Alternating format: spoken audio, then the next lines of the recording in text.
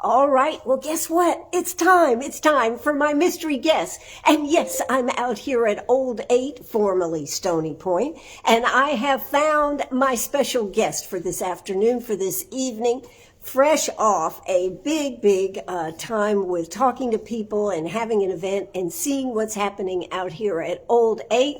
Let me rotate that around and say, hello, Pamela Evette. How are you? I'm doing good, Ann, and it's good to see you face to face. Usually we do this on the first Thursday of every month, and we're talking on the phone. That's right. And, my new theme song for you is I've Been Everywhere.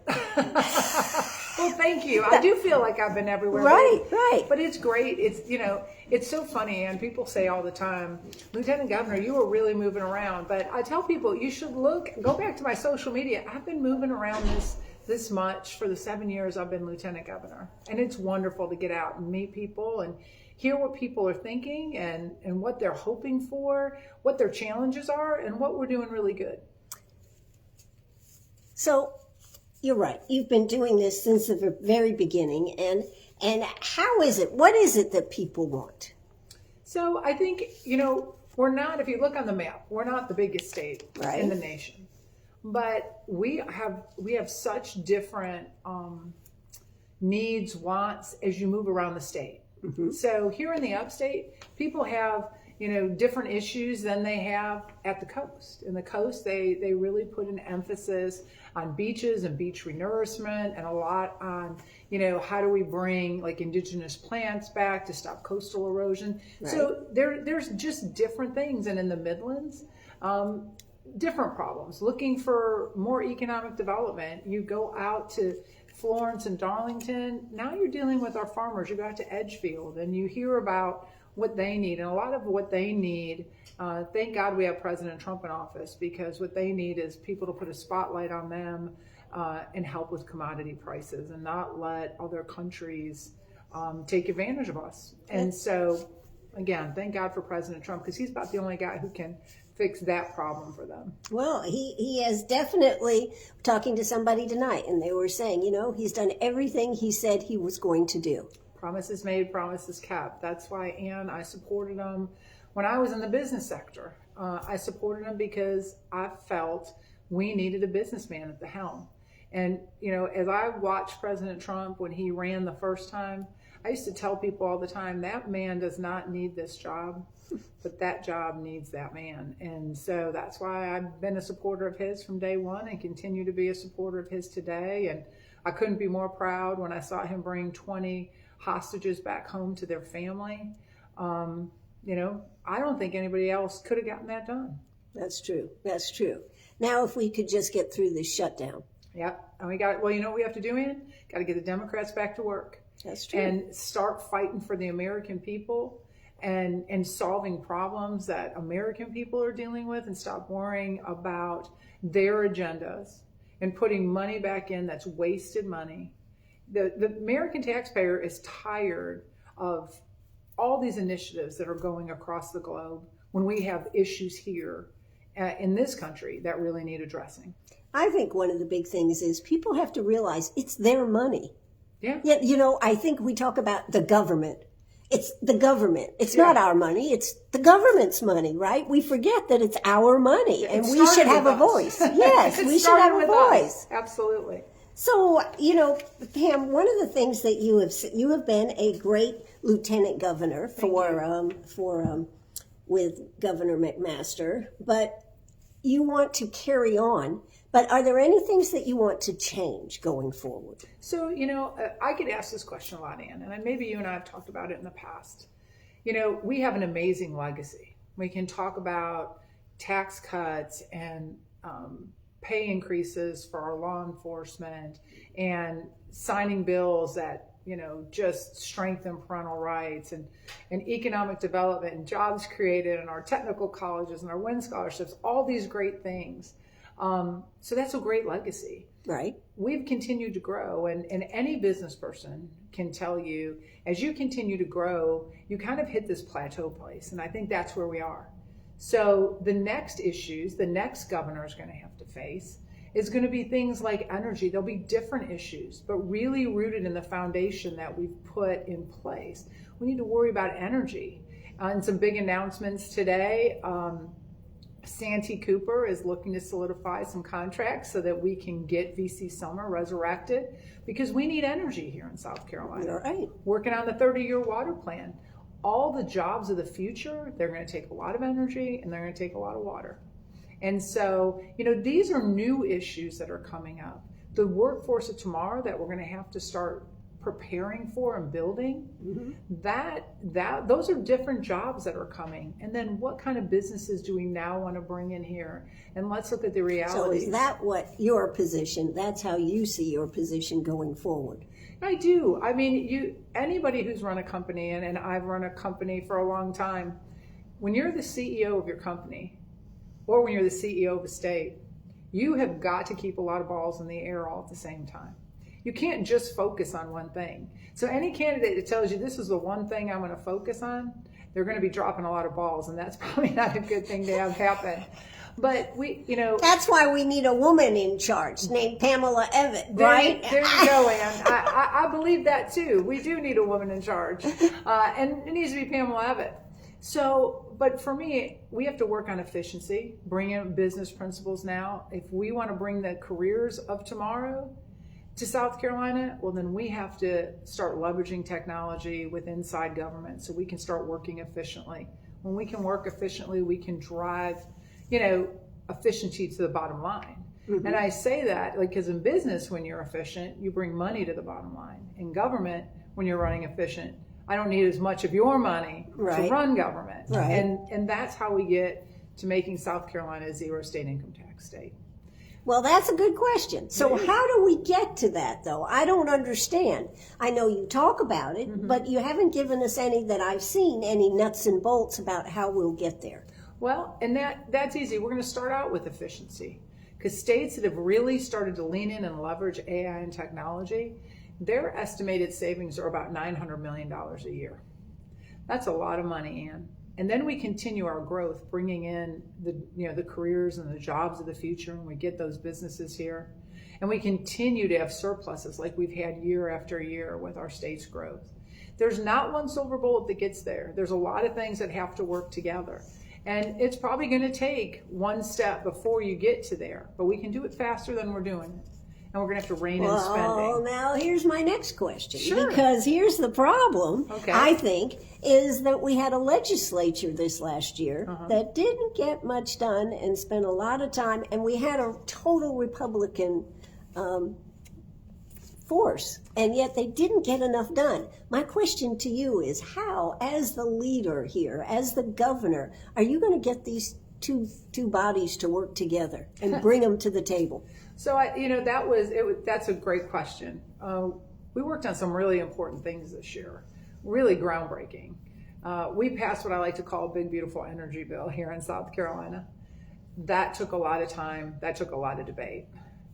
We passed tort reform here in South Carolina. Still more needs to be done. Yeah, absolutely, and you and I have talked about that. And I think the one thing that gave me hope is at the end, I heard the Speaker of the House, the President of the Senate, the Governor and I all stood together at a press conference and said, this is just the beginning. And everybody vowed to go back into session in 2026 and continue that work. But there was a lot of debate on that. So what we did is we tackled a lot of big things that were a long time coming, but there were a lot of different personalities involved in that, a lot of different wants, a lot of different ideas. So, sometimes it's not quantity, it's quality, and what did we pass, and were those things going to take us where we needed to go? And energy is something we will not be able to grow if we can't stay and keep our energy affordable and reliable. So the resurrection of VC Summer is a huge deal. One other thing in that energy bill that was big was taking a coal plant and turning it into a natural gas plant. So if you looked at the PD Horry County area, there was such a need for natural gas that building was starting to come to a halt, and they were looking for alternate methods. So, These were all big things. And I remember when I first got elected, one of the old timers that's now retired was in the House, and he told me, Lieutenant Governor, government was designed to move slowly, because if we move too fast, just imagine how many bad decisions could be made. I thought that was the Senate that was the deliberative body. I think you're saying government in general needs to move slower, but it does get frustrating because there are so many things that need to be done. But I think the governor has done a great job, because when the tort reform bill was being argued in the House and the Senate, and there were very different views on that, we had a press conference, and the governor basically said to both bodies, he said, listen, we can do this. Go back and do the work of the people. We can protect businesses and South Carolinians at the same time. Well, I hope so, because I thought there were a lot of things that didn't make it out of the House or got stuck. They made it out of the House and didn't make it into the Senate. Our deliberative body. Our deliberative body is too darn deliberative. So the other day I saw where you were talking about the judicial, how we select our judges. Yes. Do only what is it? Virginia and South Carolina have the policy. What do you think should be the policy? Should the governor pick and then have them confirmed? Or what do you think about the way we do it now? So I have kind of laid that out and have been talking about it a lot. I believe the governor should appoint and the General Assembly can confirm. It should be based on merit, criteria that we know that will serve us well in picking judges. Mm-hmm. They should have term limits, and there should be a review process. So I think it's very. You mean it's simple. not a seat forever? It's not a seat forever. As a judge? Yeah, I don't think anybody deserves a seat forever. That's why we talked about the ending of tenure. And if anybody cheers loud on any of the talking points I talk about is judicial reform and ending tenure. Because what other industry can you work and then have your job be just rooted in stone? You can't be fired. It doesn't matter what your output is. This is a very archaic way of thinking. And the Speaker of the House is excited that I'm talking about it and kind of weighed in on and said he's hoping that gets momentum. Well, yeah, I would think that would be good. But we keep being stuck by this, and we keep hearing the same good old boys. The good old boys system. That's what you keep hearing about the judicial. Well, and I think when you look at our judicial system, and we've seen what happened to President Trump and how the judicial system was used against him, mm-hmm. For 4 years. That's what people are afraid of. Justice should always be blind. And I agree. And justice should be delivered fairly and evenly across the board. We need more prosecutors that are willing to prosecute and not plea down. And if that means we need more prosecutors, then we need somebody to step up and say that, and let's figure this out. We need judges that are willing to give the maximum sentences to people, especially our most heinous of criminals, and get them off the street so they can't hurt anybody else. Absolutely. So you're on the record on that one. Now, what about, somebody brought a point up to me. School choice, academics, and extracurriculars. Are you aware that homeschool students often can't choose where they play sports in public schools? So, I think that's based on district, mm-hmm. because in some districts, if you live in the district and you're a homeschool student, you can play sports in your district, high school, middle school, whatever the case may be. Some districts I'm hearing that they don't allow that. So I don't understand why they wouldn't in a district if you pay tax dollars there. But I say, Ann, all the time, a lot of the questions that people ask me that they're frustrated about are really local issues. And I have always heard, and I now know it because I have a bird's eye view, is that local politics affects people's day-to-day lives more than what we do at the state, more than what happens in the federal government. And so when you're talking about infrastructure problems, building, what we're doing in schools and things like that, I tell everybody all the time, school board meetings and county council meetings should be more well attended than Friday night football games. Well, that's an interesting point. Yeah. Yeah, it is. Everybody needs to go there and hear what's happening.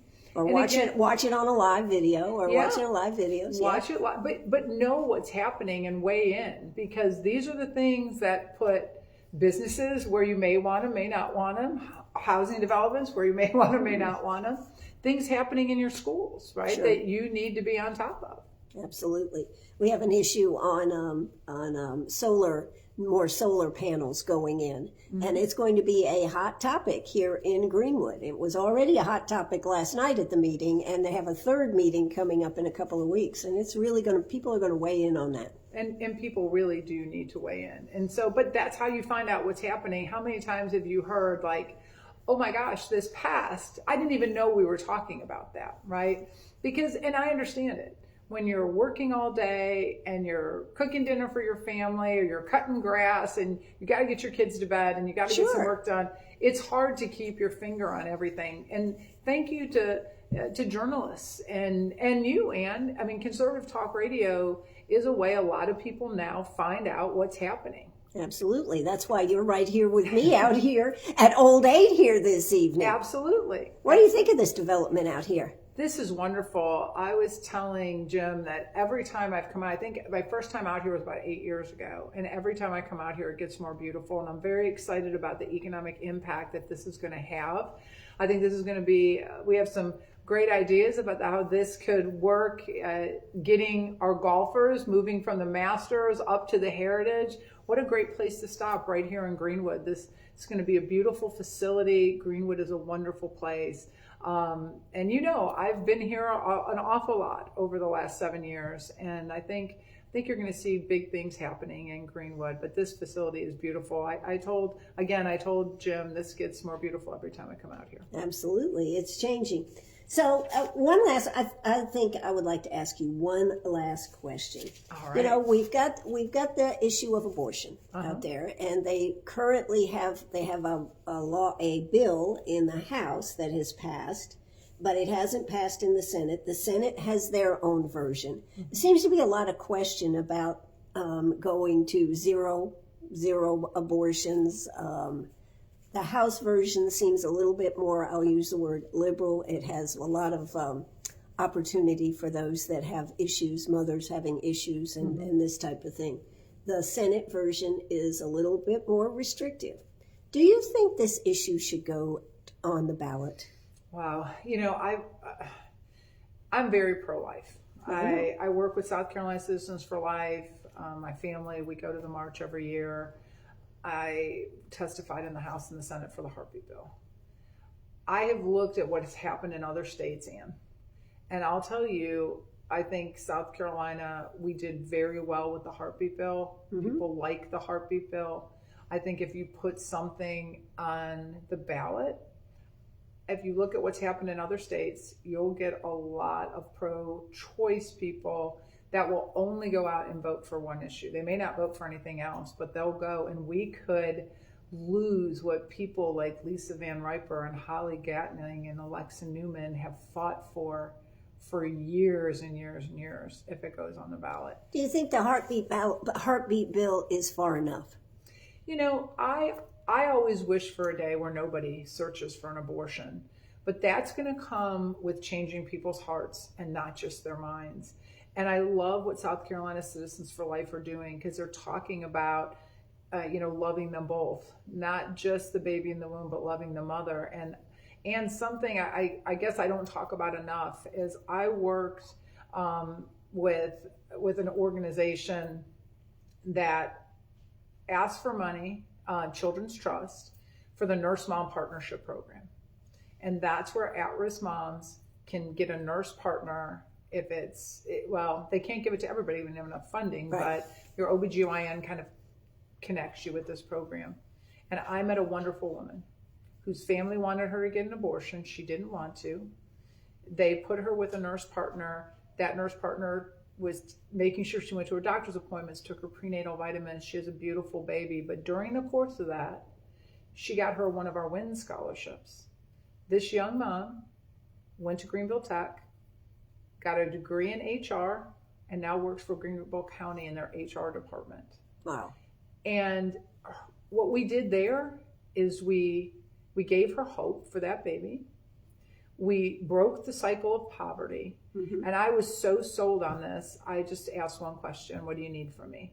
And they said, can you get us $250,000 out of the General Assembly? Because if you do that, we'll get $750,000 from the federal government. We'll have $1 million to help moms and to encourage.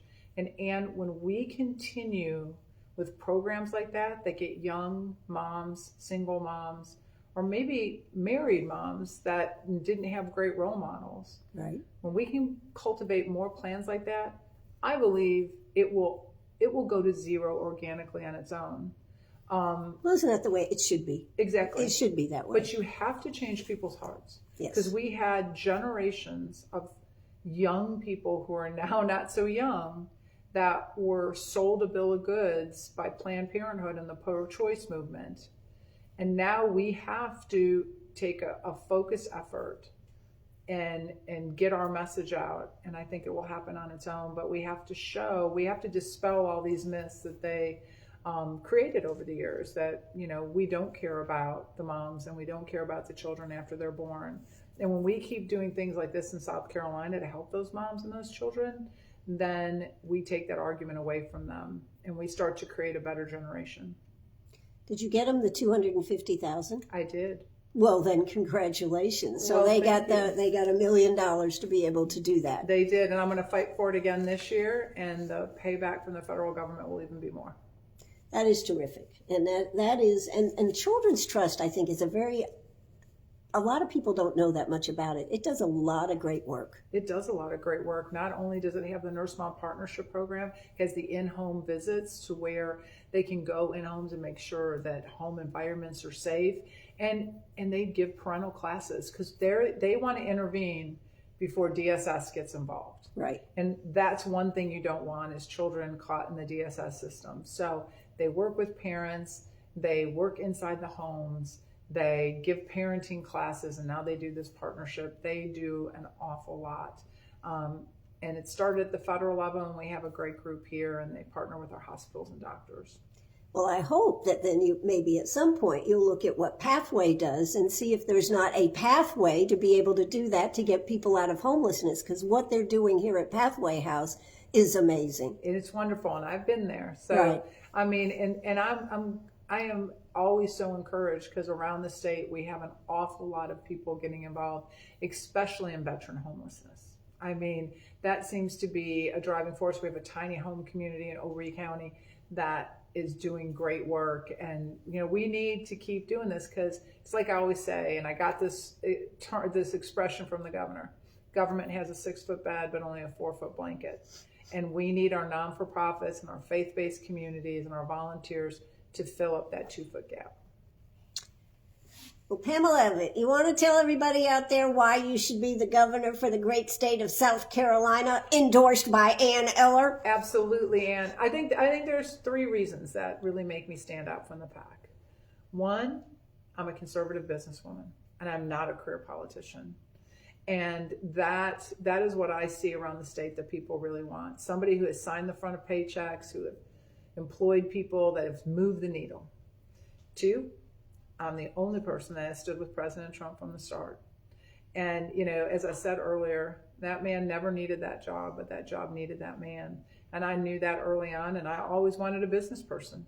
Again, didn't want a career politician. And I was with him from day one.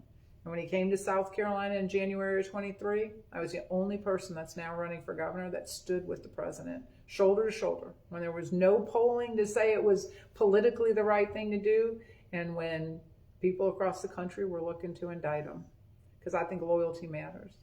And what I think it might even be one of the most important reasons to choose me is because I have the resume to do the job. I've spent my life in the business sector creating a national company, signing paychecks and carving out budgets and creating big, bold plans. And that's what we need in government. So I say, look at the resumes of all the candidates. And if you wouldn't hire somebody to be the CEO of your company or manage the finances in your house, then you probably shouldn't vote for him for governor.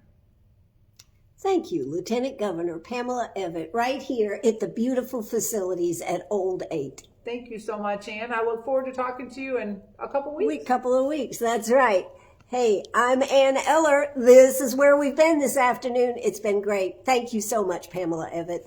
Bye-bye, everybody.